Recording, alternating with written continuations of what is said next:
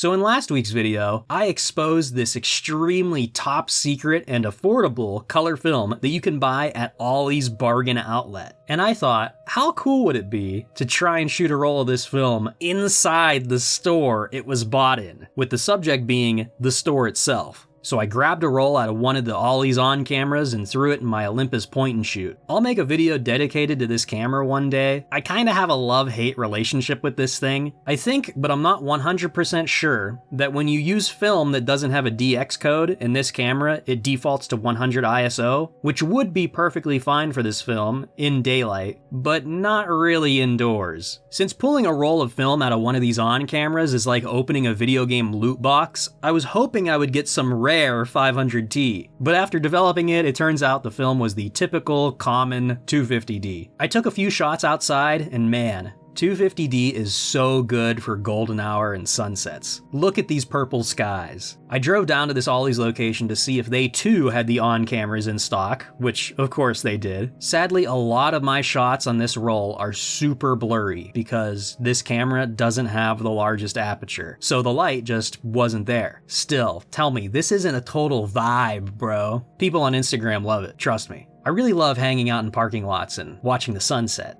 This is probably my favorite shot of the outside of the store. Even though it's very blurry, the lights are just so cool looking. Going inside, it's like a whole different world. The first shot I took fired the flash, which would be extremely embarrassing if this wasn't an Ollie's bargain outlet near closing time, which was pretty much empty except for me and maybe 3 employees. Also, like, let's be real, Ollie's is a chill store. They don't care. The employees don't care. The company doesn't care. Although I'm pretty sure one of the managers of this specific store is kind of a total baddie, so maybe I should have tried to get kicked out. Not that it matters, because this isn't even my local store. Still, I was trying to be candid with these just to create the effect. The photos have this certain kind of look. Most of the shots I'm taking with the camera sticking out of my pocket partially, which is why they're at such weird angles, but I really like it. It's voyeuristic, but the subject is an environment.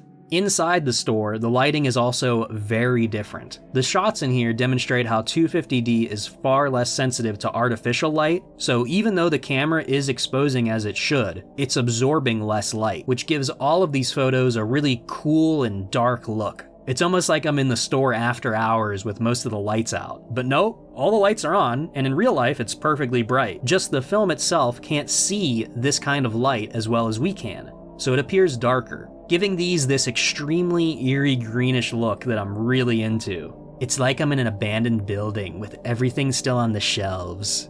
This place is so liminal, bro. I'm literally shaking and paralyzed from all the canopsia I'm feeling. It's like I'm hecking nostalgic for a place that doesn't exist, except it does exist. Caretaker. The rest of the shots are, again, super blurry. So at this point in the video, I could end it, but I thought, you know what? This isn't enough decent photos for a video. Why not shoot another roll? This time with a much better camera with a much faster lens. So I went back and not only did I, of course, pick up another 5 on cameras on a 15% discount while at Ollie's, I also purchased these $3 water bottle things specifically to use as photochemical storage in order to develop this very film. This photo of my chemicals was of course taken on Ollie's film as well. And on this second trip to Ollie's, my in-store photos came out a lot better. I might have to do this some more. Funnily enough, Nicola Presti has a very similar video where he does street photography inside of a Goodwill and a grocery store. So check that out if you want to see this done right. He actually took good and interesting photos of people, whereas I mostly just take photos that visualize the feeling of isolation and loneliness. Truly a reflection on my inner world.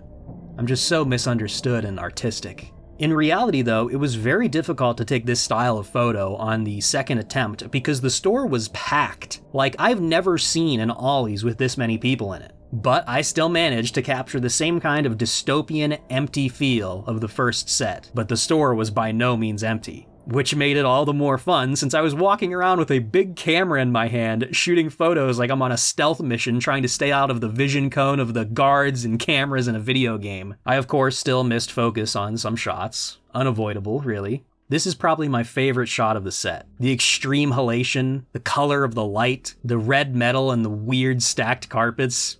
I also took some shots outside as before. These ones were actually exposed correctly since it was midday. One of my favorite photos wasn't even of the Ollies, but of across the street of this McDonald's. And you can't really see it in this picture, but I took other photos because I had other cameras with me at the time. And in front of the McDonald's is a car that says Jesus Saves, and there's a guy that was like, had a sign out that you can kind of see over here. But the photo is just really good because it has this Jesus Saves car in front of the corporate McDonald's building, and above it, it's got chemtrail crisscrosses. So it's kind of like one of those, you know, cartoons where it's got like the 5G dissolving your head or whatever. You know what I mean.